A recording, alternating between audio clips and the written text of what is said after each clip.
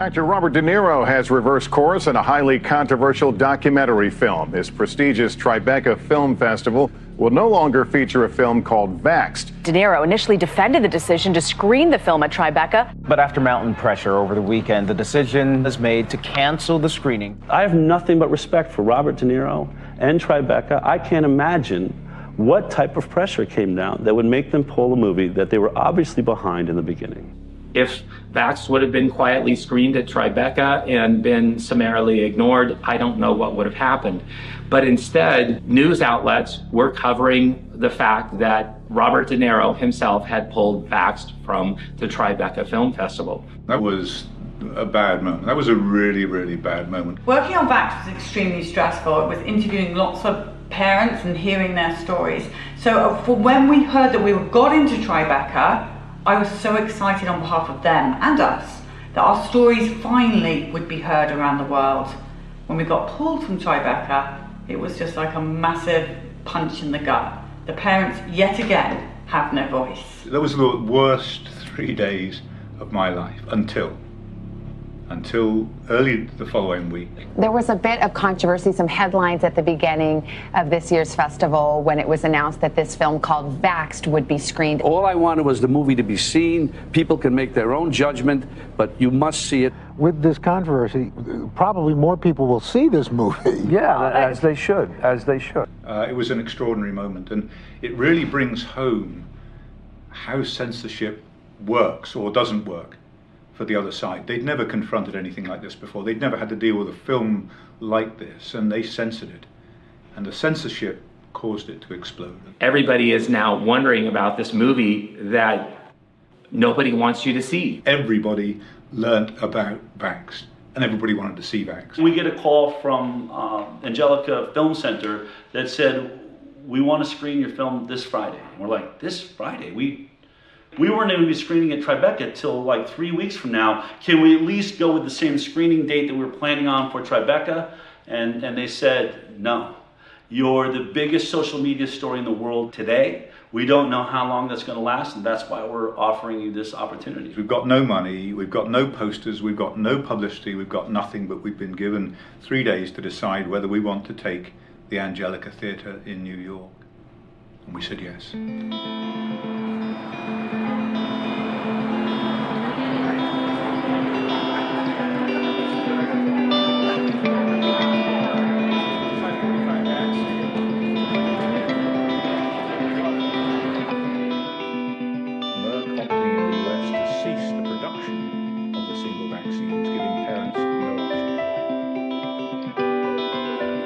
The experience at the Angelica was astonishing. People came in their hundreds and hundreds and hundreds and packed that theatre out for weeks. When the Angelica Theatre picked it up, the theaters were packed.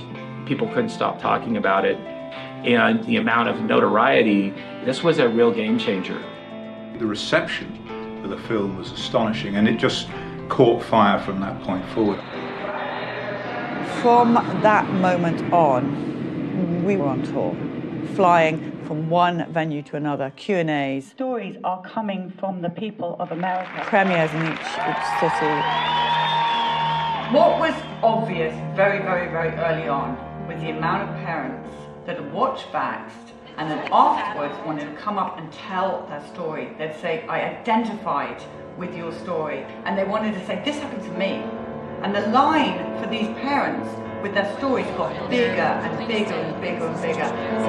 So I said to Andy and Dale, you do the whistleblower and answer all the questions on the science side and how you made the film, and I'll take the parents' stories. There wasn't enough hours in the day to be able to get these stories. It was obvious that we had a way bigger problem than we ever anticipated. Thank God for Periscope. Periscope, the most amazing thing that happened as we traveled around was Periscope, because what it meant was the world could join in. As long as there's a hashtag, and for this it was hashtag Vaxxed, people from all over the world could find that hashtag, they could press a button that said they wanted to follow it every day, and that's what happened. We knew that there were all these vaccine-injured families, like myself and so many other people, that they hardly ever get to get out of their homes. So we knew that there was a real solid group of people that would be very interested in this movement, allowing people to feel like they were there at the event. Our community grew and grew and grew and grew because of Periscope. It provided the opportunity for people to be there. We were live to the world. While we were hearing the story, the world was hearing the story. And that encouraged everybody to have hope and to keep going and to tell a story. We were exhausted. I mean, it just didn't stop. We were on planes every other day, going to a new theater, a new city. And I remember Polly was sitting there and she said, "We need a bus." Getting a bus of some kind to travel on the ground, to be with the people on the ground, was the way to go forward, because we were missing so many stories and so much time wasted just sitting in airports. In usual Polly form, I think it was like 14 hours later, she's like, "I found a bus." Vaxxed has just bought an RV. Woohoo! You know, we were sitting there and she was like, if we painted Vaxxed on the side of it, everywhere we went, there would be a billboard that the world would see about our film. Since no one will advertise, no one will give us any advertising, let's get a bus. The Vaxxed van, the Vaxxed RV is coming. Once I went live on Periscope and said, we're going to get this bus, Dell called me. You haven't even checked it out. Did you check it out? Polly, did mechanic go through it before you bought it? It's like, no, I just bought a bus. You know, it's kind of the way it all had to be. The main thing that mattered was it had a good engine and it only had 10,000 miles on it. And at this point, remember, we're only thinking of just traveling around and getting a few stories. We're never going to do the big nationwide tour that we have now done. We're really grateful to you guys. Well, we're grateful for what y'all are doing. I'm a mother and a grandmother, and I know somebody that this affected. I watched it happen with my own two eyes. She was a perfect, normal little girl, and the next day, totally different child. We need to hear these stories. That's what we're doing. I want to hear from every person. Hey! Good job, brother. Thank you, thank you, thank you. The Vaxxed bus is arriving. Billy is about to sign the back of the bus. Every single child, every person in America who has been injured by a vaccine in any shape or form, whatever vaccine it is, should sign this bus. Thank you. I've done that.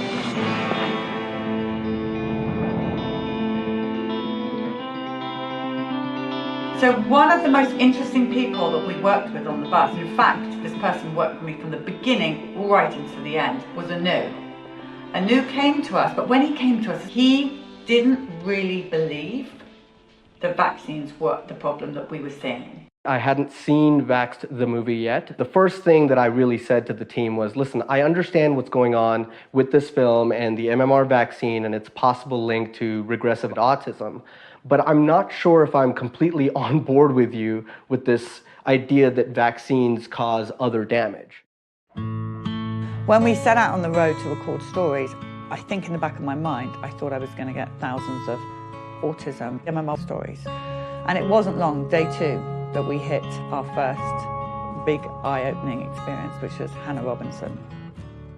Yeah, I had all 3 Gardasil shots. I was on Christmas Day, I woke up and I threw up every 30 minutes for an entire day.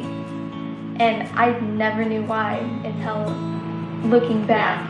And she would get complaining with her neck hurting severely, and at school she would be texting me that her heart was racing, and when she climbed the stairs at school that she was like out of breath. After I started getting sick and we really started pressing them, saying we need to figure out what's wrong, they pretty much told us, do not come back. She single-handedly changed the mindset of the whole crew because she could talk. Unlike Billy, can't explain his injuries. She went through exactly what happened to her. Step by step, what happened to her, it started clicking in my brain like, wait a minute, there's something really wrong here. So here we had in front of us a young girl, beautiful young girl, in a wheelchair talking about how she had this Gardasil HPV vaccine, and the images of her really affected all of us. Her story really did change a lot of our mindsets. And by the end of that story, I was like, oh my God, I really don't know what's going on. There's something more to this. At that point going forward, we were in for way more than we bargained for. We were about to have an education that you just couldn't buy.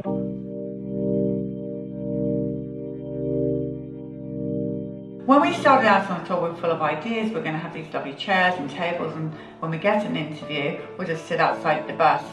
But what happened very, very quickly is the lines got bigger and bigger and bigger, and the noise of people coming to see the bus, wanting to tell their story. And so we moved everything inside, and that became the iconic place for stories to be told.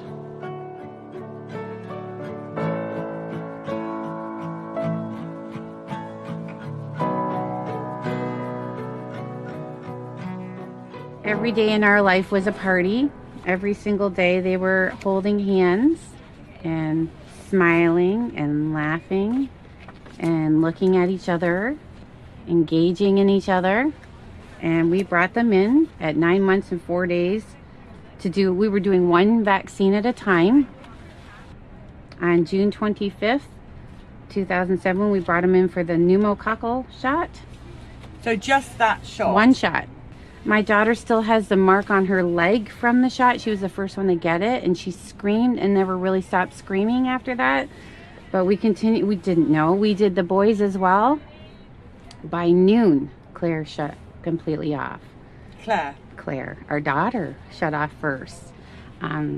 It was as if she was blind and deaf and complete failure to thrive, from super, super happy, smiley girl to, this is a picture of her. She had full-blown eye contact. She was super lovely.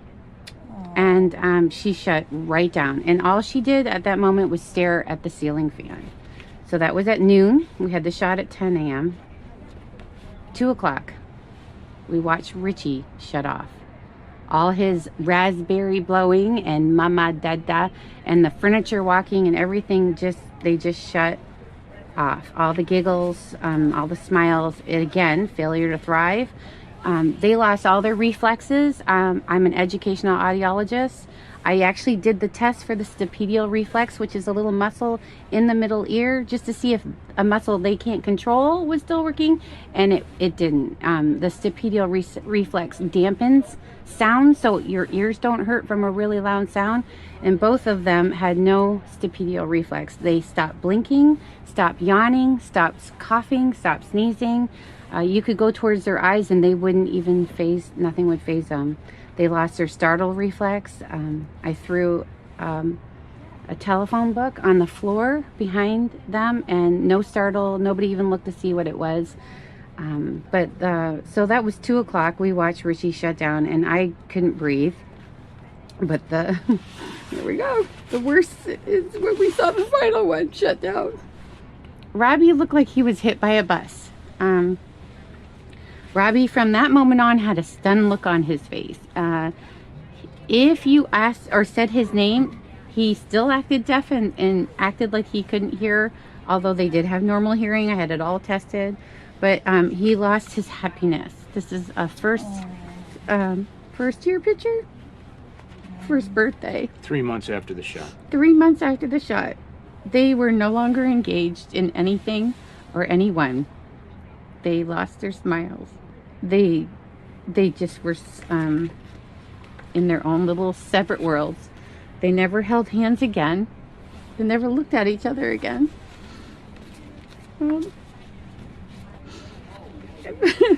Sorry.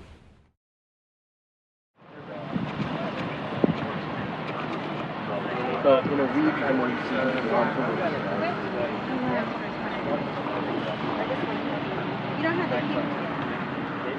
My name is Nico LaHood. I'm a daddy, I'm a husband, I'm a former district attorney of Bexar County, and I'm a current private lawyer.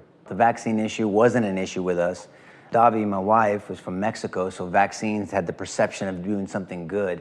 And for me, you don't question a doctor. And so our first 2 children followed the schedule, and so Maya was no different. We were excited to have our first child. She was vaccinated on day 1. Around her 6-month vaccines, she was following the schedule, and her body broke out in these hives. I mean, it was very alarming. First-time parents, we were scared out of our mind. We go to the doctor, and nobody told us it even could potentially be vaccines. We had no wisdom to ask to look at the insert. What was told to us, actually, and I can't even believe I'm saying this, was that Maya was allergic, hear me, to Davi's breast milk. And nobody gave us a medical reason, nobody gave us a medical explanation why our daughter broke out in hives immediately after her 6-month vaccines.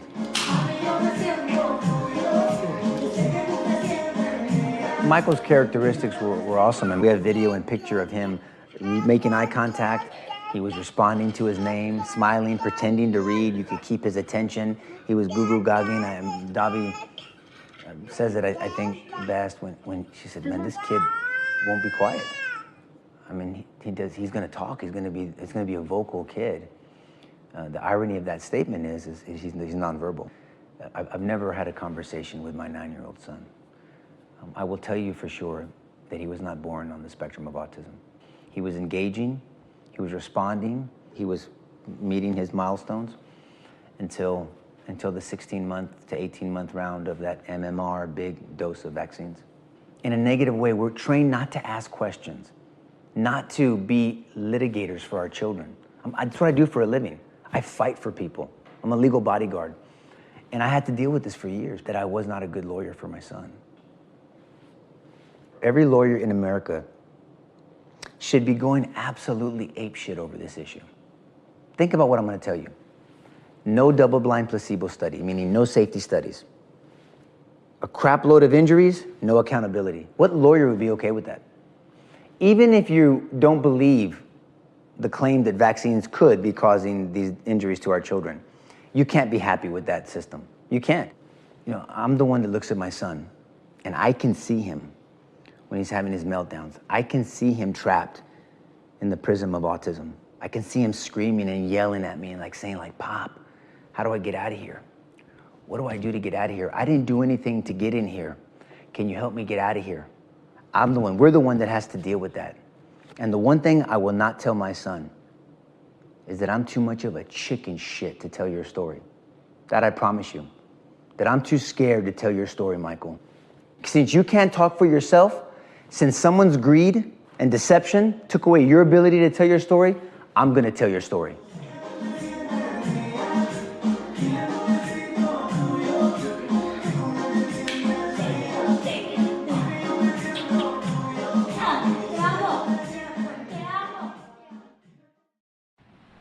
My son was healthy at birth.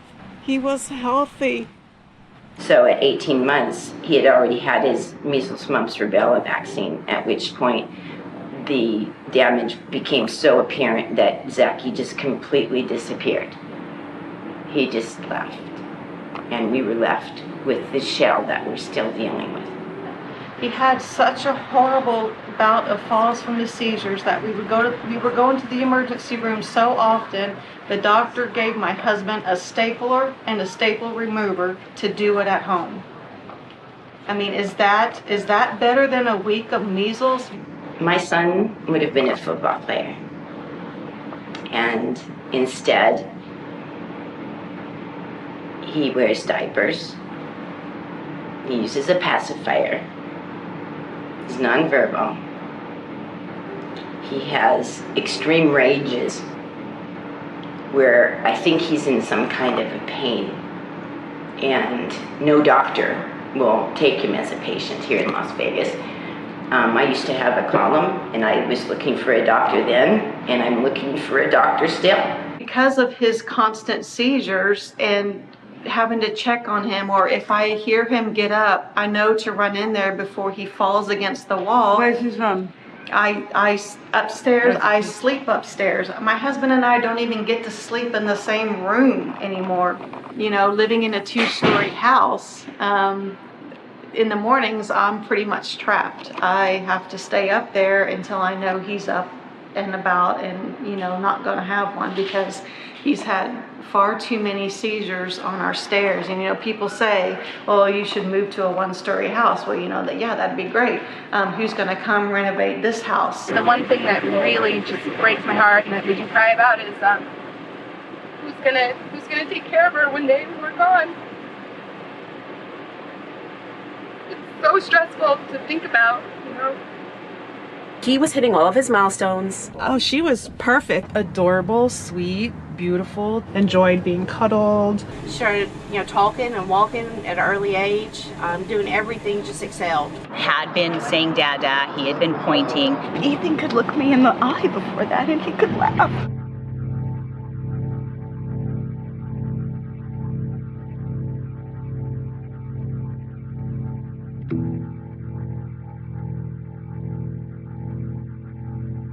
Jamie was having fevers. Really high fevers, so we started having seizures. He's almost died on me several times. It was violent vomiting. He vomited. projectile vomiting. Diarrhea. She was always crying. No medical solutions. Crying hysterically. Screaming. This high-pitched scream that I'll never forget. She stopped talking. She completely shut down. Nonverbal.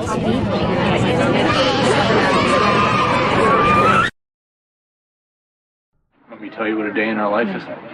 So you got, say, a 6 or 7 or 8 year old child who's not potty trained. And at 2 or 3 or 4 o'clock in the morning, they fill their diaper. Well, you assume that's pretty uncomfortable, so they take it off. Pretty soon it's all over them. It's all over the bed. In short order, it's all over me. It's all over her. I'm snapping at her. She's snapping at me. We're both snapping at the kid, who is the only innocent party in the whole scenario. And the one thing that's conspicuously absent from that scenario is anybody who told you that shot was safe. They were all asleep in their bed.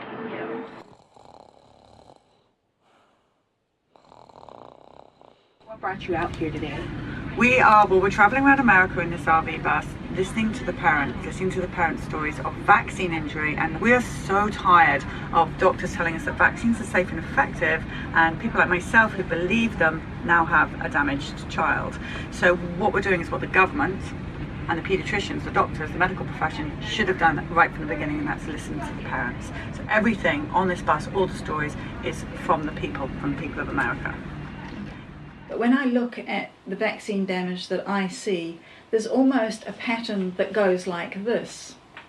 Damage as early as possible, damage as often as possible, deny the damage could possibly be anything other than a coincidence, denigrate the damaged when they point it out, describe the parents of damaged children as deluded or delusional, and then demonize those parents, and then divide society so that pro-vaccine then demonize parents who once were pro-vaccine but vaccinated their children who became damaged.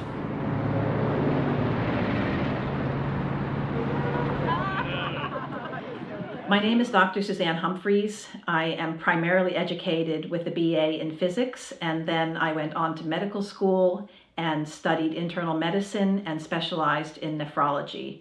What made me realize there might be a problem with vaccines was one of my own patients telling me that they were fine until they had that vaccine. So I investigated and found out that his kidney function was perfectly normal before he was given a vaccine, and he was requiring dialysis within a month afterward.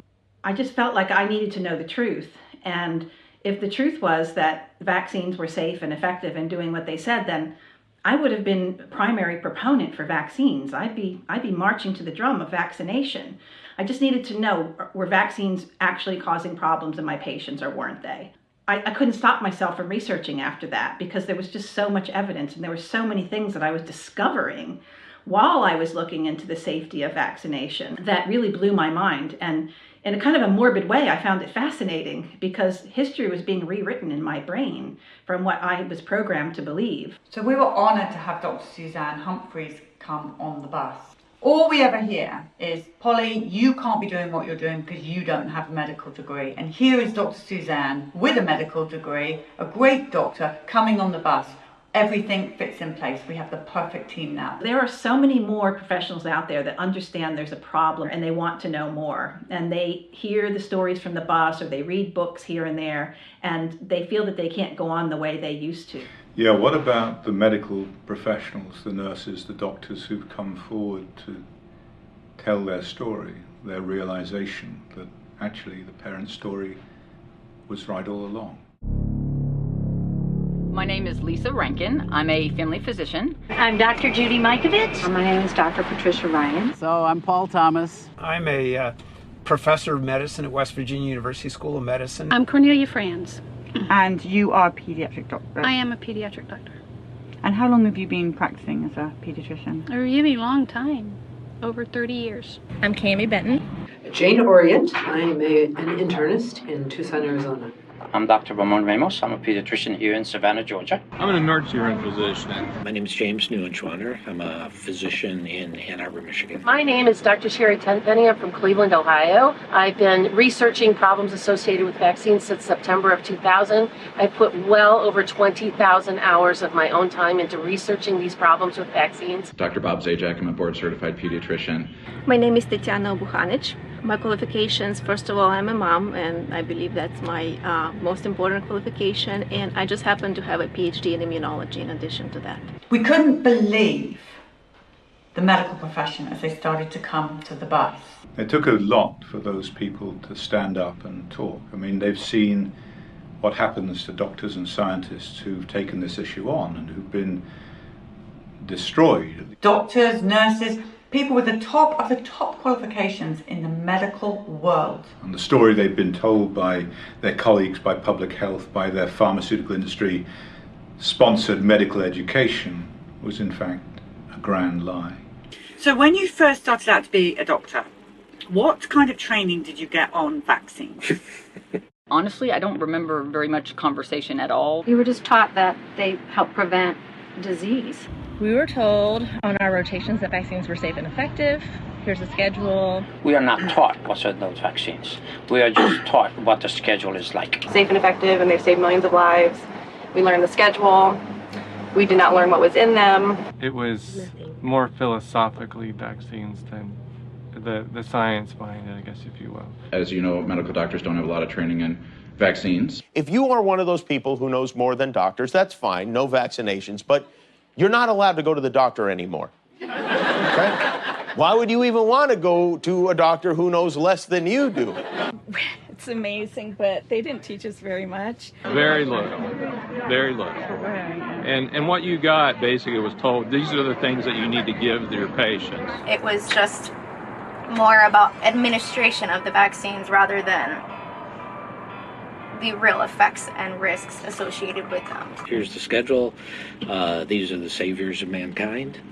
They're safe, and you need to make sure everybody's vaccinated. In the field of vaccines, everything is great, everything is safe and effective, everything has been determined. There is no need to go back and look at it again. Just like everybody else, I have to go to the insert and look what's in it. I don't know what they put in vaccines. And so I kind of thought that they were saline water and like bits of viruses and it, super safe. And yeah, you learn about adjuvants and you learn about the immune system and how it works, but as far as what the vaccine actually does, and you never heard about the negative effect of a vaccine. Never. Zero. None. The whole argument of your doctor has done all this research. Well, if they've done it on their own, maybe. Yeah. Well, since there was no discussion of there being anything bad about vaccines, and unless you spend some time on your own, investigating, you have the presumption that vaccines are good and that everyone should get them and that you should make sure that every child coming into your office is getting them on schedule or they're going to have some horrible illness. So there wasn't any training. There wasn't any looking at side effects. There wasn't any of that. So nothing. Would an immunologist be, probably of all the medical professions, someone that is near to being an expert? I would say no one is an expert in vaccines, absolutely no one. Parents are, because, by the way. Yes, because no one is being taught about vaccines in schools. And so basically in vaccine field, You really have to be a self-taught expert. If doctors don't know about vaccines because they've had no training, then who are you going to trust? You have to trust the parents. You have to listen to the parents.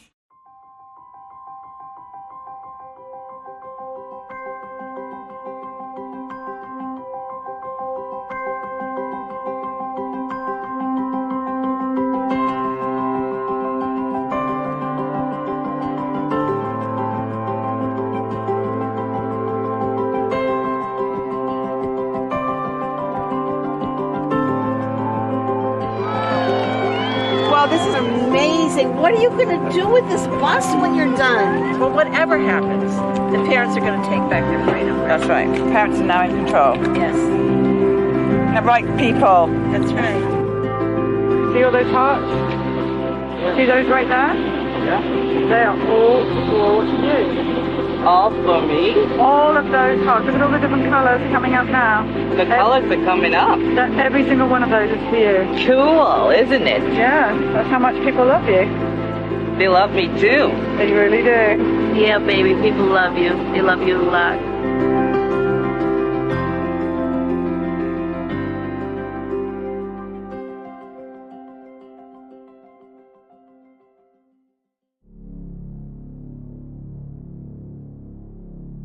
I predict that Gardasil will become the greatest medical scandal of all times, because at some point in time, the evidence will add up to prove that this vaccine has absolutely no effect on cervical cancer, and that the very many adverse effects which destroy lives and even kill serve no other purpose than to generate profit for the manufacturers.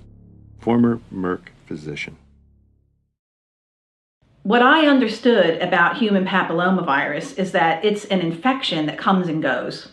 And it's been around for a long time, and it's in many animals, including lizards and primates. It's not just in humans, that babies are born with it. So I was really surprised that here's this virus that's been around and so prevalent, and it's being blamed on giving cancers to people. And then what I found out was that those cancers are not necessarily solely attributed to this virus, but yet this virus was being targeted by a vaccine. There's so many brilliant interviews that were done during the Vaxxed tour.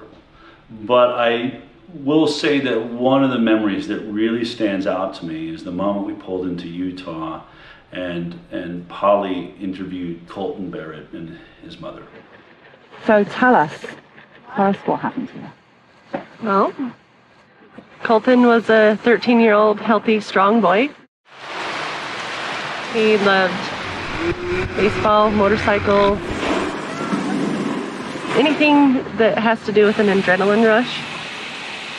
He was going to go to scout camp. For scout camp, you have to have a physical, so we went to the doctor's office, and the doctor said, hey, he's the age that you should get the HPV vaccine. I said, okay, how come? Well, it can help prevent cancer, and even if he's not promiscuous, he can still give it to his wife when he gets married. I said, oh, well, that sounds like a pretty good thing then. So he was administered the vaccine, and on the third round, 2 weeks after, he started having a really bad neck ache. The next day, he went motorcycle riding with his dad, and that day he came home, he was pale, starting to feel nauseous, really sore neck. It didn't feel good. He went to bed, and the next day I checked on him.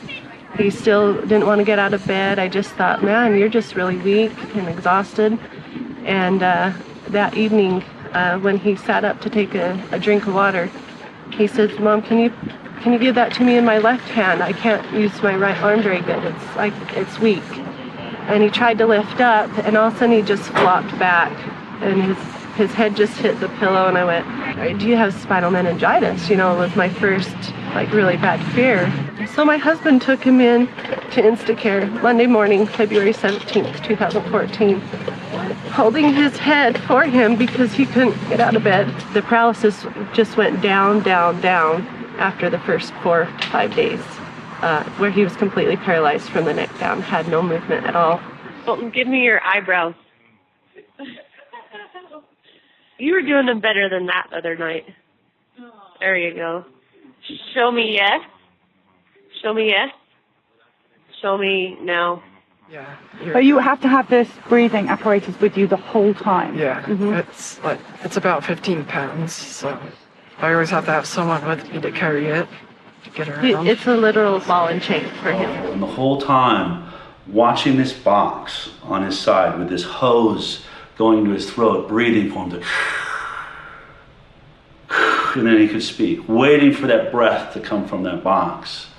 And it was a realization that changed my life forever. I remember staring at this and watching this interview go on and watching this box and thinking, we say we got rid of the iron lung. His right arm is completely paralyzed. His left arm only has minimal function now. And he's lucky he's regained his legs and his core strength. So the people who gave you this vaccine, where are they now? What do they say? Our doctor is actually, he's the doctor that delivered him. He's just a family practice doctor. I still like him. I am upset that he still wants to give the vaccine, but you know, he will not give it to boys anymore. He's cautioning on girls to give it to girls, but. So he's not going to give the HPV vaccine to boys? Correct. Colton, you just realised how many boys that you just said? It's good he's at least not doing it to boys, but lots of girls can still get hurt. All right, so let's start by talking about your life before Gardasil. I was more artistic. I wasn't into sports, although I did like to go jogging, do exercises whenever the weather was nice. Let's see. Yeah, I was a competitive club soccer player. I was trying out for OGP, which is like playing for the state and stuff. Soccer. Yes. Mm-hmm. She played year round, and on top of that, right around that time, she was running track, the 400, 800, and long jump. Prior to the Gardasil shot, Corinne was academic excellence. You know, she's always great grades. I was athletic, straight A's in school, really no health issues before. And what sport did you play? Volleyball. You were a volleyball? Big volleyball player. Basketball was my favorite. I played that from kindergarten up to my senior year of high school. And then I would play softball and volleyball. Top honors in her high school, graduated top in her class. Top of that, she was a head cheerleader for 3 years, captain of the cheerleaders, won a national competition. I did karate. I was almost a black belt. I could take down a 40-year-old black belt who used to spar with me. We got the shots. She was accepted that summer into a high ballet school at the University of Irvine and could not dance. Ballet, tap, jazz, hip hop. Pretty much everything I could possibly do, I did. I mean, she was doing really well in school, and she was really popular, and she actually had auditioned with Disney, and they wanted to fly her out to California, and she had a very promising future. Yeah, I was really active. I started going to the gym with her probably at age like 13. 4 or 5 times a week, Yeah. played volleyball. So sleeping for a couple of days was out of character? Completely. She was playing basketball, she was doing track. She made varsity wrestling her freshman year and had a grip of friends. And her freshman year, that's when she got that HPV vaccine and everything changed for her. She was a straight A student. Everything she was doing was for scholarships. She was college bound. That's where she was going. And this destroyed that for her. I had never seen a vaccine cause so much devastation as I had with the HPV vaccines. The Gardasil vaccine is among the most injurious of any vaccination that's ever been manufactured in the United States. Be it anecdotal or not, way too many cases and complaints of having neurological insults soon after that vaccine is given, even with the first dose. Gardasil is probably the single worst mass vaccine that we've ever seen. So what we were seeing was these really high-functioning teenagers ending up in wheelchairs, and some of them actually ending up dying or killing themselves. And I don't think you can ever justify that for an infection that comes and goes, that causes very little disease in and of itself, and something where pap smears were doing such a good job.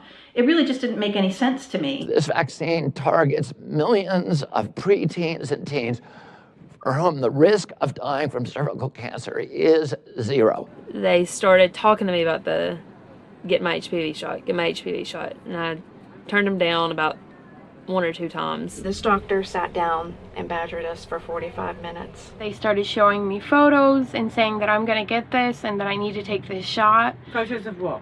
Photos of cervical cancer and just what it will happen if you don't get the shot, blisters and different things, and it scared me. I was scared. I didn't want that. Every single time I went in, she was like practically shoving it down my throat. The doctor literally scared me into taking this vaccine. I had said no twice before because it was too new. You know, nobody in their right mind would ever take this vaccine if they actually read the clinical literature. She pushed my buttons just enough, trying to make me feel like a bad mother if I didn't give Caitlin the shot. You know, do you want your daughter to get cervical cancer? Who wants their child to get cancer? You need to get this vaccine. What's going to happen when you get cervical cancer and die? Well, cancer is a scary word, so of course I started to listen. Oh wow, oh my gosh, sign me up. I don't ever want to have cancer. I was just afraid of the word cancer, so I thought, oh my God, I have to go get this, it's free. You know, I was young, I didn't know anything about this, so I just was like, okay, I just agreed to it. The death rates in the Gardasil trials were 37 times the death rates for cervical cancer. Children who take that vaccine, the Gardasil vaccine, are 37 times more likely to die from the vaccine than they are to die from cervical cancer. I really wasn't educated about Gardasil at the time, so I allowed the vaccination. The biggest mistake of my life. So I go and get the first shot, and from what I was told by my doctor, I immediately went into a seizure. I was on the floor seizing, and then I just passed out cold. So she had a baseline physical, but it was also the same day she got her second vaccination of Gardasil. The doctor detected a heart arrhythmia. In all of her 20 years, there had never been any heart arrhythmia. She never had any symptoms or any indication of any difficulty. No one in the family ever had a heart problem. So we were really surprised. I started having severe leg pain. I couldn't move. I couldn't get up out of bed. Could not move my arms. My leg joints would feel like my leg was about to come out, and it would be in like excruciating pain.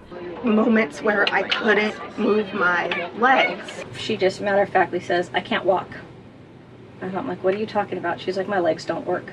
Her legs in particular hurt really, really bad. Her hips and her knee joints were very, very painful. It would be like feeling paralyzed. Sometimes it was one leg, sometimes it was both legs. And that was it. He never regained his ability to fully walk. We would go out, he would walk very, very little, and I would see his legs just start to collapse like an accordion. She had lost the ability to walk. She couldn't see very well. Her vision was doubled and blurred. She couldn't read anymore. She began to regress. She became like a 9-year-old child. They gave me my shots in my left thigh, and the last one hurt really bad. It felt like they were injecting fire in my leg. She got the third shot. Within 2 weeks, she was hospitalized, and she remained hospitalized for 8 solid months. She's been hospitalized 9 times in 26 months. Hospitalized for what? For extreme pain that is uncontrollable. Where is your pain when you have it? Absolutely everywhere. Her first major symptom was excruciating head pain. Like the worst migraine you could ever have times 10. My joints, my spine, my head especially. She became light sensitive. She became sound sensitive. She had to be in a dark room. Really, really bad migraines and dizzy spells and fatigue that was so severe that she couldn't even get out of bed that day. Headaches. At first they started off slow, and then I started to get them like every day, and they would start in the back and work their way forward, very intense and distracting, like I couldn't really think straight.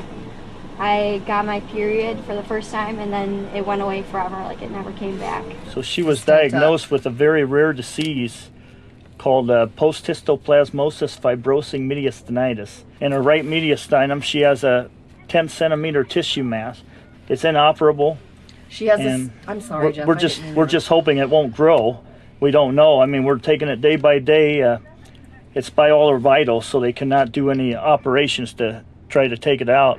She came down with pneumonia, bronchitis, 2 ear infections, a sinus infection, a throat infection, and constant thrush. So much pain, right, even now. And I just wish someone would reach in my back and rip out my spine. I cannot take this anymore. This is an NJ2. What it does is basically it goes up my nose and near my throat, and it goes past my stomach into my jejunum, or the first part of the small intestine, because my stomach is completely paralyzed. Your stomach is paralyzed? Yes. The NG2 wouldn't work, and we had to be put on a port for nutrition, which she was on for 3 years. 3 years. The child never ate a meal for 3 years. And if that wasn't bad enough, if she had suffered enough pain, then she had this excruciating long bone pain in her legs. And we would have to ice her legs down to give her relief. And she was miserable. She was just miserable. And she would say to me, she'd say, I want to go home. And she'd be in this house and she would say, I want to go home. And she was talking about to be with the Lord. I went in for a gynecologist appointment, got a pap smear, and they told me it came back abnormal. And I immediately started freaking out because I've never had one abnormal. Very few doctors have ever heard of it. Nobody knows how to treat it. Anything they prescribe, she's a guinea pig. She's the initial guinea pig. So they put her on an immunosuppressant and itraconazole, which is an antifungal medication. I'll dump some of them out. This is what it looks like to be on Gardasil. The aftermath of it. And this is just one bag. We got about 15 more at home. I said, okay. I said, so what does that mean about the abnormal cells? And she said, well, they're precancerous. And I said, cancerous for what? And she said, cervical cancer. So we have to worry the rest of her life if the inflammation in her body is going to make that mass grow again. I should have never got those shots because in my mind, I knew that they were what gave me HPV. So the problem with Gardasil, like most vaccines, is it was never tested against a true placebo, an inert placebo. And the CDC and HHS say, if you don't test it against a true placebo, it's not science. A placebo is just an inert substance that doesn't cause any damage, that they give one group of individuals in a particular clinical study, and then they give the drug. That's the experimental group. They give that to another set of individuals. The people that were supposed to be the control group, they got aluminum. And when they did that, out of every 100 patients, they had at least 2 severe autoimmune events. You have no way of gauging whether the injuries you're seeing from the product are being caused by that product or whether they're just bad, sad coincidences. The CDC knew about this. Merck, the manufacturer of the Gardasil vaccine, knew about this. It's as plain as the nose on your face. All you have to do is look at the clinical trial data. The entity that is actually performing the study and paying for the study is Merck. So Merck got to decide which injuries were being caused by Gardasil and which were just bad coincidences. And because it had that power, it just wrote them all off as bad coincidences. You can do that when there's no placebo, because the injuries they were seeing in the control group, where the girls were getting aluminum neurotoxins, were identical to the injuries they were getting in the Gardasil group. So they said, well, we don't have to report any of these as vaccine injuries. They were able to license something that is insanely dangerous. After all the struggles and fights, and we thought she was finally getting a little better, she went to sleep. She wasn't feeling good during the day, and I went in to check on her, and she looked like she was very still. She was in her bed, and she had passed away, and I tried to revive her, but she was gone. I loved her so much. I would have given my life for her. She was just a good kid, and her mom made a bad choice. The last hug I gave her, I was standing on the step hugging her, and I wanted her to stay longer. And she said, no, Mom, I want to get back to school. Okay, I'll see you in a couple weeks. But in the interim, the police came to our door one night. So I said to them, is this about my daughter? And they said, yes. And I said, was she in an accident? They said, no. They said they found her dead in her bed at school and that they didn't know what happened. And so, I don't know if anyone's ever had somebody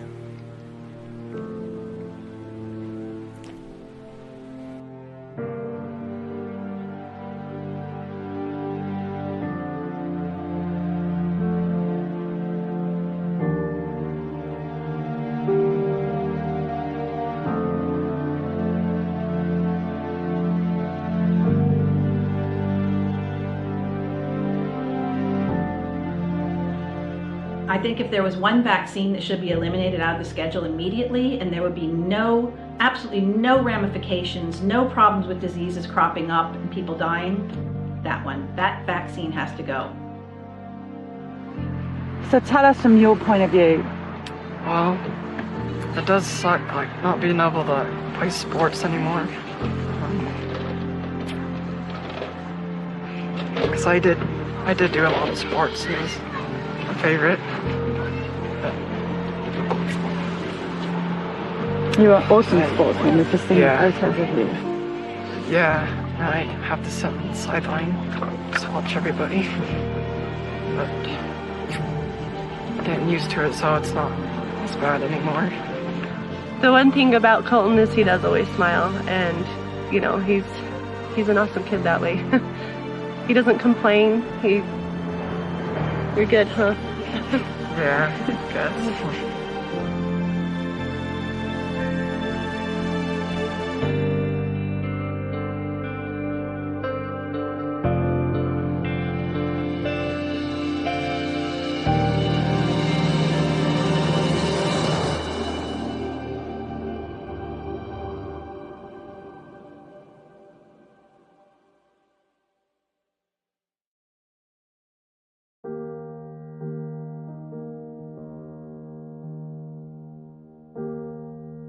We're doing this broadcast in memory of these babies who have passed away.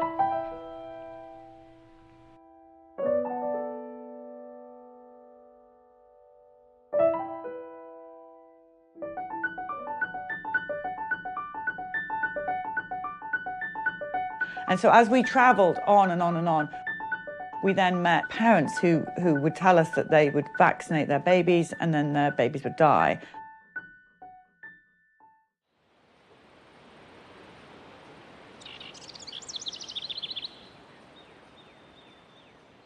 I walked up to kiss him goodnight. It was 12:06 in the morning, and I kissed his cheek, and it was like an ice cube. And I just started screaming to Bryce, he's dead, he's dead. And everything that I know how to do CPR. I'm certified in this. I just stepped back and screamed. And Bryce walked in and just grabbed him and ran. I grabbed him, I get in the car, I'm trying to do CPR while I'm driving, and it's raining. And I just pulled to the emergency room, and ran and said that he's dead. And they started working on him. Epinephrine, they gave him all these shots, and his body was just swelling from all the medicine they were trying to give him to get him going again. There was never anything again. Reed Mason. Pew! Where's Mason? Where's Mason? The infant mortality rate study that was conducted by the Centers for Disease Control in 2014, and they looked at the incidence of infant mortality in 34 developed nations, and the United States placed last. We were 34th out of all of these developed nations. We give the most vaccines during the first year of life. He got his Hep B, he got his vitamin K. At 2 months, and I think at 4 months, and then at 6 months. She had the Hep B, and she had the vitamin K injection. He got his hepatitis B. Rototec. Polio. Prevnar. 1 in each leg, 1 on the arm, and 1 oral. Rotavirus, which was oral. The DTaP. DTaP. Well, when we went to get him vaccinated, he had just been hospitalized for RSV. And when we went in, I said, I don't feel comfortable with him being vaccinated because he's just been so sick. I think that we need to wait. And the pediatrician looked at Bryce and I and said, if you don't vaccinate your son, who was born at 35 weeks and is a premature baby, you're signing his death certificate for this whooping cough. Well, that's when the doctor told me he was going to go ahead and vaccinate her, being she was there. And I did ask him, because it was 2 weeks early, if it was okay. He said, yeah, it would be no problem. This is the day that she had the vaccines. This is before we left to go to the doctor. So we were just about to go? Yeah, and this is her the very next day where she started running the high fevers. I mean, we could see there was something not right. I never second guessed it that I shouldn't vaccinate them. But at that appointment that morning, as I was laying him on the table to get him vaccinated,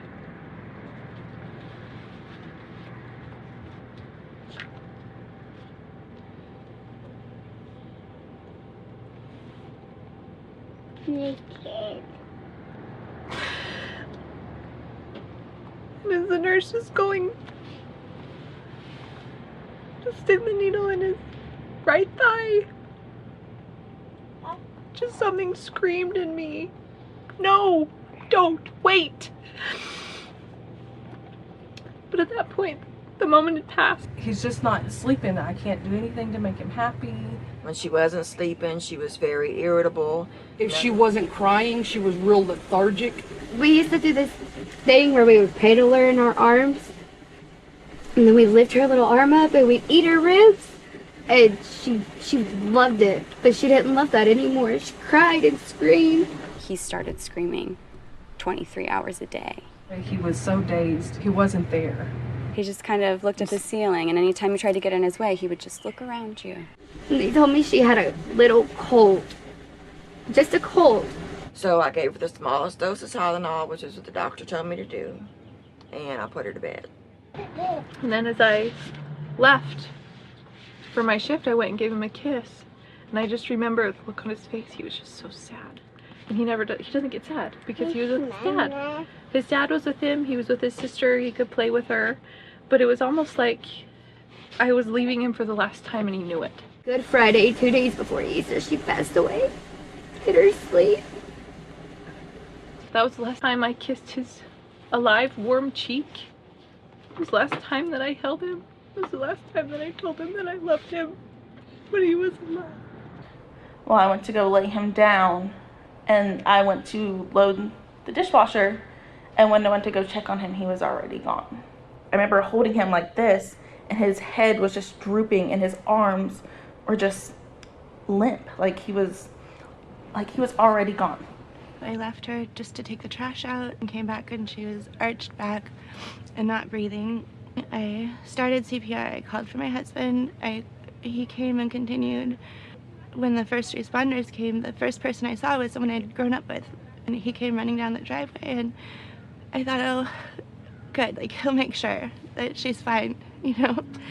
So they came in and couldn't get her breathing. And when I heard them call for the second EpiPen, I knew that she wasn't going to respond.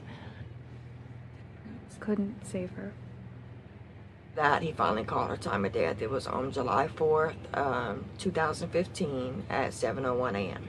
They let us go in there where she was, and I held her and I held her and I just prayed for her to start breathing. She's been through a lot. She lost her innocence that night is we had to tell her in the ER to say goodbye to Colby because he's going to live with Jesus and he won't see him again. And the sparkle just left her eye. You could see it. She was happy. She didn't understand that she was losing her best friend that night. Oh, brave girl. And you will see your brother again.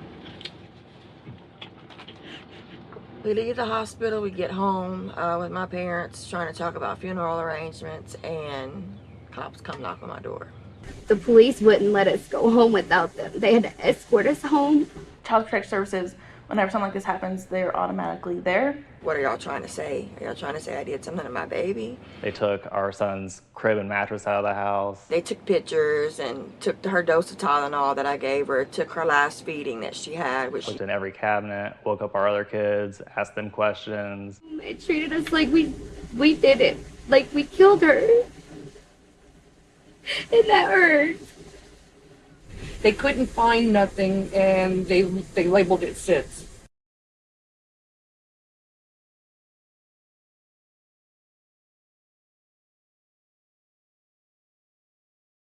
You know, these infants don't need to be dying like this. The diseases are not coming at them at such a rate that we had to protect them at all cost with a vaccine. You know, when people tell me vaccines are making children healthier, really, I look at the hepatitis B vaccine. Hepatitis B for a newborn whose mother doesn't have Hep B makes no sense. It drives me insane. Why is that a vaccine for young children? There's just no reason whatsoever that a newborn, a 1-month-old or 6-month-old should be vaccinated against a disease that is basically sexually transmitted. So then I asked, well, how long does a hepatitis B vaccine last? And he said, well, we hope it lasts about 12 years.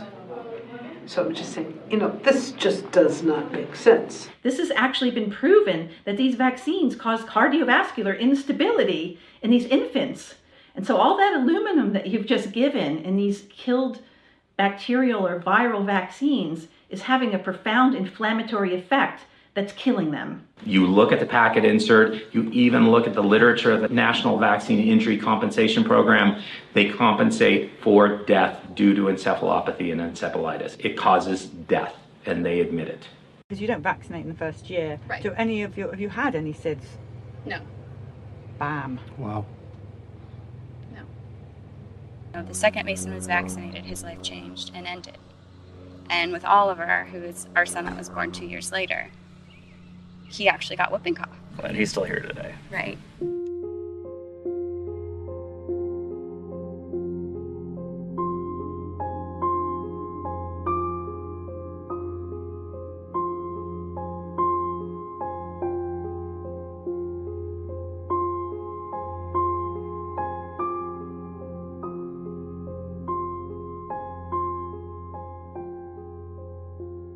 Whoever knew that you could die from a vaccine? I had no idea you could die from a vaccine. There was death everywhere. The dead babies, the toddlers, the young children, the teenagers, the adults, the old age people. Every day we would have a death story in every location.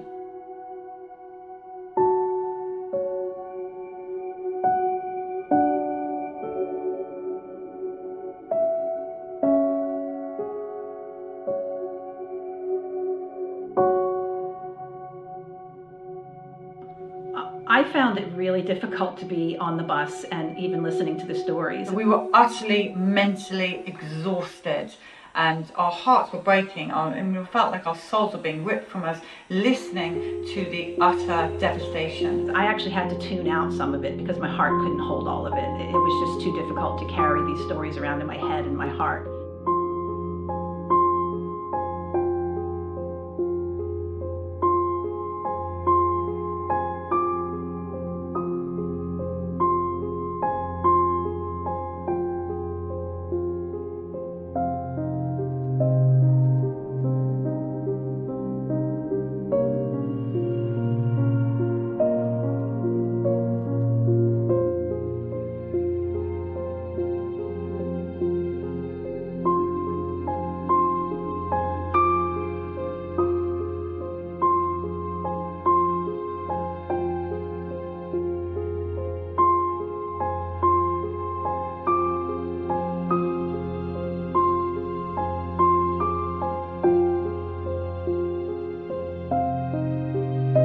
This is our memorial to those who have been unseen and unheard.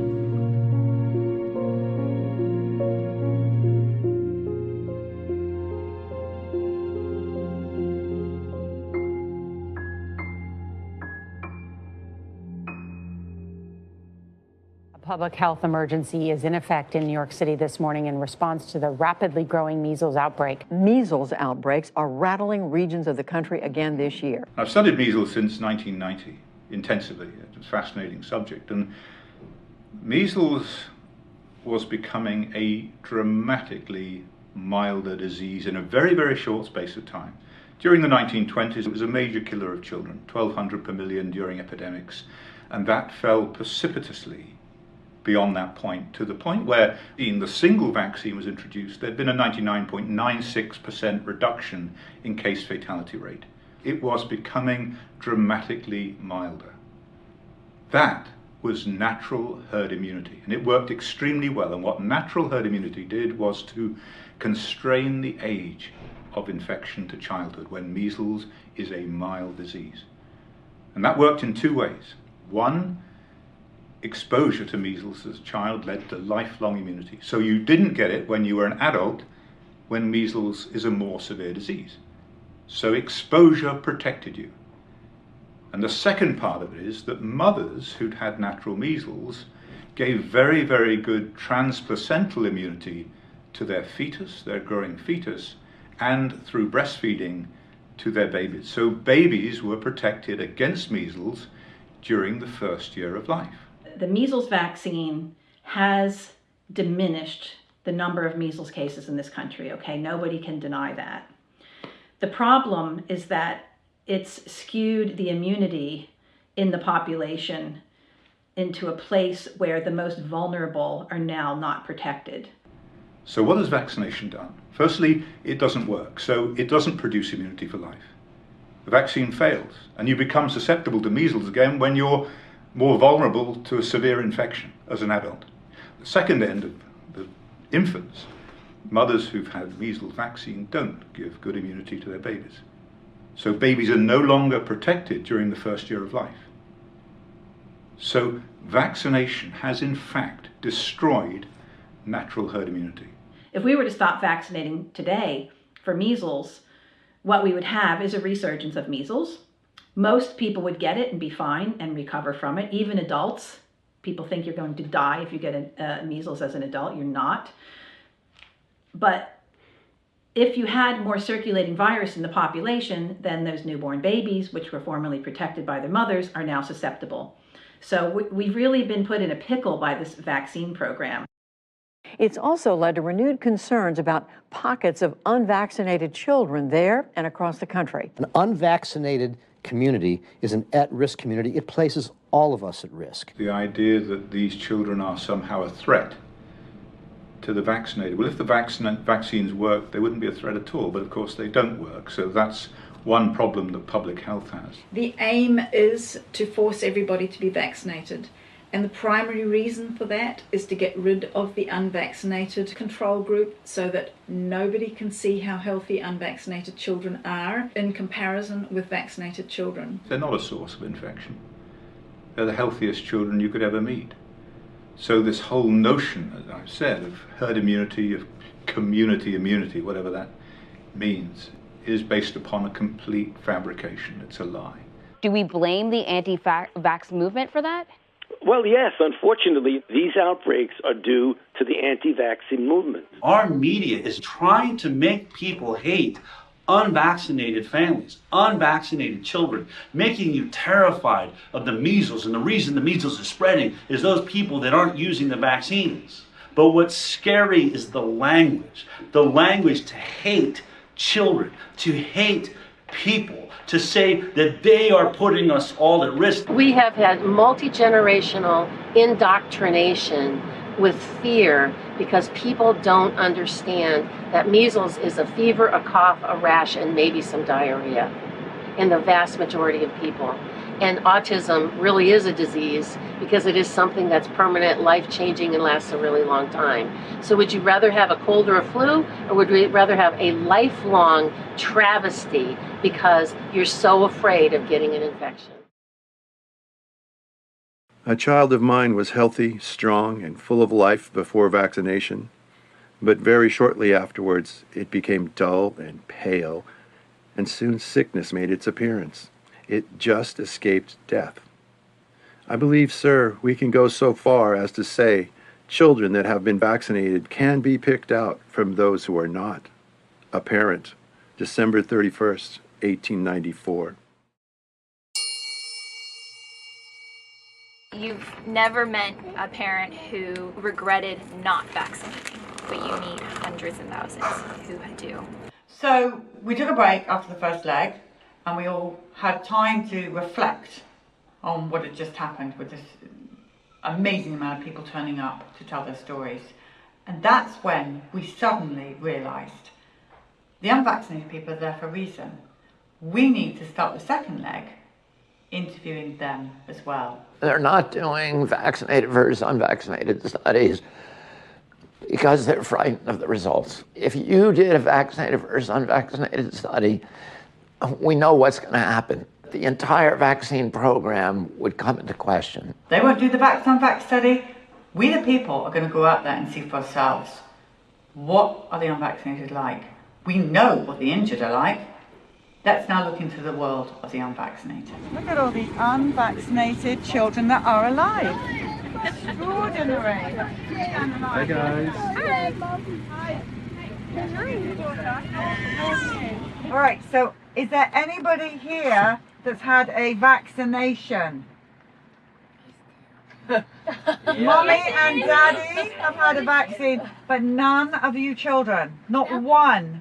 I mean, they have amazing immune systems. When they get sick, we get over it in one day. Both of my kids are really, really healthy. Health-wise, she's insanely healthy. I mean, she never gets sick. They're both insanely intelligent. Their health is ridiculous. And they recover fast from things. My kids are super healthy. They are very healthy kids. They have traveled to many places. My kids have gone to Nicaragua. You can't get more third world country than that, trust me. With no vaccines? With no vaccines. I have super healthy, great, unvaccinated kids. How is all your health? Well, we're all healthy and we've never been to a doctor for any reason except a broken arm and a neuromuscular injury. I have 3 grown children. They're all grown up. And did you vaccinate your children? No, I did not. They're all completely unvaccinated. I can probably count on one hand how many times they've had to go to the doctor in their entire life. I have 15 or 16, I can't keep track, 15 or 16 nieces and nephews, and none of them have received vaccines, and they're all very healthy kids as well. 10 grandchildren, 4 great-grandchildren, 5th one on the way who will not be vaccinated either. They're all extremely healthy. They're all so healthy. It's like they don't have asthma. It's like they're not sick all the time. They get a cold and they get over it. Every time we've been in a situation where my kids have the same thing that the kid next door has, their symptoms are night and day. They fare so much better and heal so much quicker. I've probably been sick once this year, and it was just a cold. I had a stuffy nose and it lasted for like 2 days.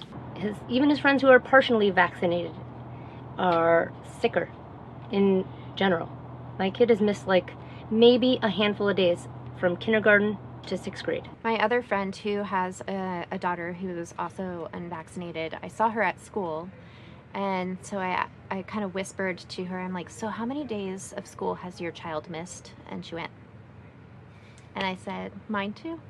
It was so blatant that these children were super, super healthy. I had never seen health like that. I didn't know that health like that was even possible. Not needing antibiotics in one's entire life. I've never had an antibiotic in my life.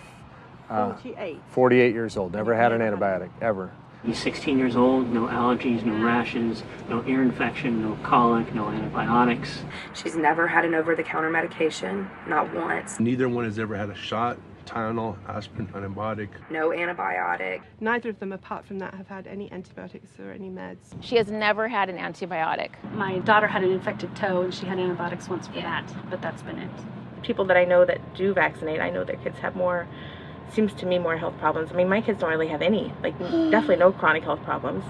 They've never been on pharmaceuticals. They've never needed You know, they've gone to the doctor for broken bones, which is why it's one thing I like doctors for. The totally unvaccinated kids are always the most healthy ones. So my daughter also had like 3 ear infections before she was 6 months old. After that 6-month appointment and we stopped, she hasn't had one since then. Nothing. She was perfectly healthy. Robust health. Yeah. She's never had an ear infection. Neither of them have, actually. What about ear infections? No. Because you're 14, you must have had at least one ear infection in your life. No. My daughter is now 12 and has never had one single ear infection. Ear infections? No, none of my kids have had ear infections at all. Whatever. No, none of them. See the number of children in these unvaccinated populations that have never even had an ear infection. I mean, I can't imagine that. My son was a walking ear infection. All we did was toss antibiotics down his throat in order to keep the ear infections at bay. And now you have these children who are unvaccinated, and the significant, large proportion of them have never seen an ear infection. That is just nigh into incredible. I mean, our expectation was that these children were going to be constantly sick, that their immune systems were just not supported. The reality was completely the opposite of that. You have no vaccine at all? Never. I'm in my 60s. I've never been vaccinated for anything. Anything at all? No, and then I had 2 kids that are now 28 and 30, and they were never vaccinated. This is Palmer, he's 6. He's been sick maybe 4 days his entire life. Never had any mumps, measles, chickenpox. Eczema, asthma, ear infections, ADD, ADHD, no ma'am. autism, ADD, ADHD, peanut allergy. Does he have eczema, allergies, ear infection? Just big, strong muscles. And a really smart brain. I could see the difference in kids. I used to be a kindergarten teacher, so I know what kids, should look like and what they are looking like today.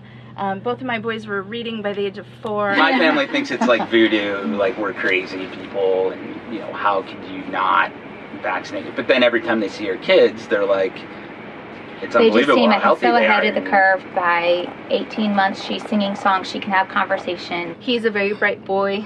He's 3 years old and he's learning Mandarin. He knows Spanish, he knows English, he's a bilingual child. Sign language. He knows sign language. He's a very bright child. She does sign language, she speaks Spanish. Yes, teach him Spanish.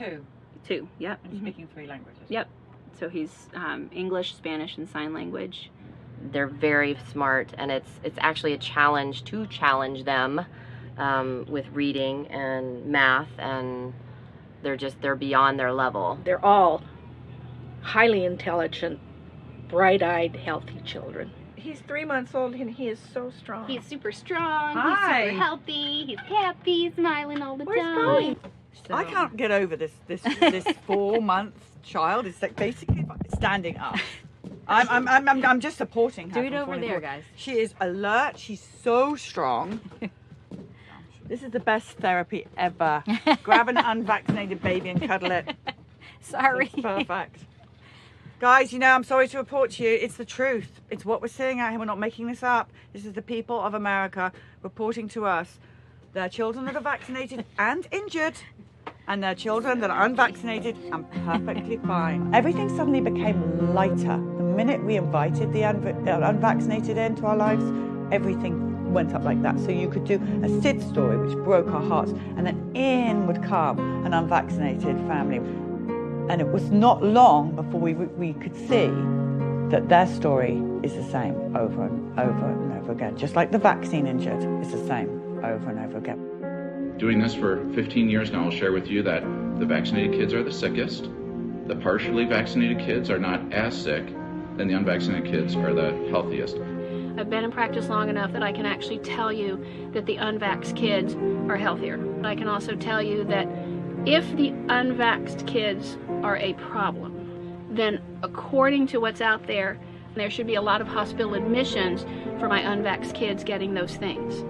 And I'm seeing the opposite. The most interesting stories that we did were the first child was injured, or maybe the second, and they go on to have more children and decide not to vaccinate because of the horrors of what's happened. And the difference between their unvaccinated child, the same parents, same everything, is that unvaccinated child is 100% healthy. Yeah, I have quite a few patients in my practice who have 2 children, and those are great controls because most of them didn't figure out right away, so their child got some vaccines, but they all stopped it fairly early on, and there's a huge difference between the 2 children and the level of how they were affected. But I mean, if you start looking and pulling in all those people who have that same experience, I think you're going to see the same thing across the board. The level of that second child and how they're affected is going to be much less, if at all, compared to the first child who was completely vaccinated.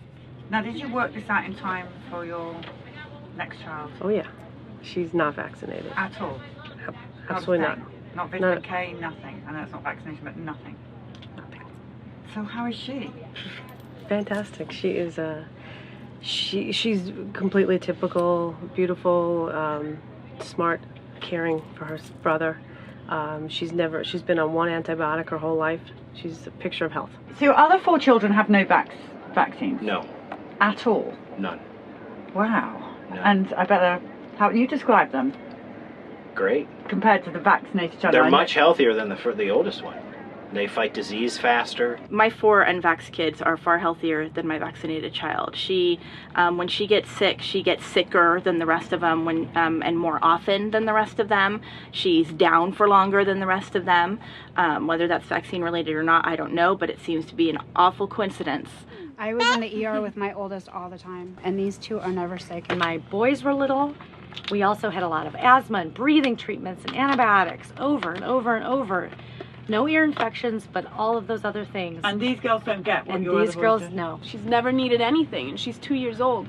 By this time, this child had already been at the hospital. He had, had dozens of antibiotics. Lucas is the only one that's completely unvaxxed. And it's interesting, he's our healthiest child. He has never been sick, never even so much as had a cold. She's always the last one to get sick and the first one to get better. His left ear, it was so significant, they actually had to kind of rebuild his eardrum from it. And that's, to me, that's one of the stark contrasts I see is our 13-month-old has had not a single ear infection. Riley has had none. So Caden gets strep throat about 3 times a year. He also has allergies and ADHD. But we still love you. You're still very smart. So don't worry. Riley has been sick once. My first is the sickest child that I have. She'll get sick. She'll be sick the longest. She'll be sick the hardest, actually. I mean, I guess she'll feel the worst pain or the most symptoms. Then my other 3, they'll be sick maybe a day and less than 24 hours and they're done and they're fine. Their body really knows how to fight whatever disease they come in contact with. He is compensated through the vaccine injury compensation program. My oldest 3 suffer with eczema, suffer with allergies, constipation, and they're the first ones to get sick. The only time he's gone to doctor for checkups is because he's asked to go and wanted to see what it was like to go to the doctor's office. You wanted to go to see a doctor? Okay, yeah, right. So, well, because Keenan has to go so often, and so he wanted to see what it was like to go. Do your unvaccinated children have all the injuries that we see so commonly in the vaccinated? Do they have the ear infections and the antibiotics and the eczema, asthma, allergies? None. Nothing? No. So the results of your study is the unvaxxed are supersonic healthy and the vaxxed are not. Yes, right. So the conclusion of the unvaxxed studies in your house is what? That the unvaxxed kids are far healthier. I don't worry about measles. I don't worry about polio. I don't worry about these things with her because she has a strong immune system. I worry about it with my son who is fully vaccinated because he would not be able to survive any of that, even though he was vaccinated for it. It hurts me to watch the development, honestly, of my son because I see what my daughter could have done. And I feel an immense guilt for vaccinating her. So in our scenario, we've got, a control for a lot of different variables. Same genetics, same mother and father, same environment, all 3 children. And the key discriminator that makes these children different is the presence or degree to which they're vaccinated. Have a look at these vaccinated, unvaccinated families, which are controlled for genetics, they're controlled for their food intake, their environment, and everything else, and consistently we're seeing the unvaccinated, never vaccinated children are far healthier. So we have here, ear infections, antibiotics, high-pitched scream from the vaccinated, unvaccinated, none of the above. And that became probably the most exciting revelation of the whole tour. Now that I've seen so much of it and seen so many vaccinated and unvaccinated family members with the same thread, it's undeniable that an unvaccinated child's immune system is going to be that much more functional, that their brains actually function better. And when you understand how vaccines work and what the components of vaccines, including aluminum and all of the inflammation, do to anybody, no matter what your age, it makes complete sense that in the long run, that child's going to be much more functional and much healthier and able to do battle against any disease that comes along, the majority of which have no matching vaccine. When you get out into the population and you start to meet people who, because they've heard of our stories, have not vaccinated their children, and you see these wonderful, healthy, happy, robust children, then it just makes all the difference in the world. And these are the children that actually now we need to protect above all others. Not force them to be vaccinated by rule of law, but to protect them, because they're going to be looking after the damaged children in the future. There's no question about what we saw. What we all collectively saw was the same thing. Health, health, health with the unvaccinated, injury, injury, injury with the vaccinated. Same story. That doesn't mean they're never going to get anything. You know, the only thing it says to me, my kids are vaccine free, my kids will never, ever, ever be injured. Ever. With 100% certainty, they'll never be injured. I mean, if I was a new parent listening to these unvaccinated stories over and over and over again, it would be game over for me. I'm going your way. Yeah, I don't understand why you wouldn't. You know, if you're seeing an unvaccinated child completely healthy, thriving, alert, and then you see all these sick kids that are constantly going to the doctor and on antibiotics and vaccinated, and you see all the eczema that they have, or asthma, allergies, all these different things that kids are affected with. Choosing a healthy child versus an unhealthy child, that's really your choice. When I heard about the bus, I was over the moon. And when we finally were able to see the bus directly and sign Steve's name on the bus, it was such an emotional moment. You saw the emotion in the person that was either injured or the parents of the injured or dead child as they wrote their name. It was like a relief for them to write the name on the bus. Like someone is hearing them, someone is saying, yes, you're not alone. Yes, this did happen. It gave a voice to the voiceless people who are cooped up in their homes, taking care of vaccine-injured children and vaccine-injured adults. And I knew that people would come out in droves. The people are everything. So once the people started talking, which they did in fact, and this is going to get bigger and bigger and bigger, it's the other side have to wave the white flag now. It's over. It's not like we're gaining anything by speaking out, you know? We're losing friends and family members, people won't talk to us, you're getting kicked out of mommy groups, you're getting kicked out of doctor's offices. It's not to our benefit to speak out, but if my story, or if any of our stories will help save one child from being injured or dying, then it's worth it. Because you can't walk away from something like this and know the truth and not say anything. You can't. What have we done to all these people? We've taken their lives as they should have been. We've destroyed the brains of countless people around the world. It can change, and it will change, and we will win this battle, if that's what it is. And we will win it through the parents' stories. We will win it through the parents telling their truth. We'll win it through the doctors and nurses standing up and saying, this is what I know to be true. If I had seen that vaccines can cause injury, outside of autism, injury beyond belief. If I'd heard that the doctors, the medical professionals, had no training in vaccines, and if I had seen the health of the unvaccinated, there is no way I would have feared measles, mumps, rubella, chickenpox, all these things that we vaccinate our children for. I wouldn't have feared them. Vaxxed, the film, will get a lot of credit, but the greatest credit, I really believe, to this movement and the change we will one day see will be owed to those parents out there, to those that told of their injuries, that were no longer afraid, those that brought their unvaccinated children and their stories forward, those who were brave enough to tell their story, that moved others to come and tell their story. And now all over the world, people telling their stories. That is the movement. That is what really happened. That bus, this tour, the people's story is what has changed the climate and the discussion around vaccines. And we'll look back at this experience in 10 years' time and we'll say, what were they thinking?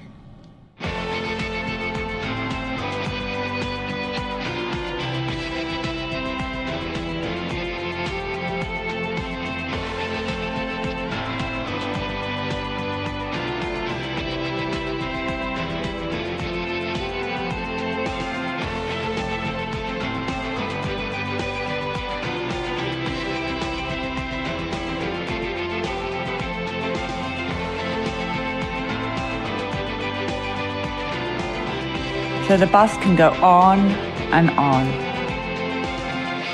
We've only scratched the surface.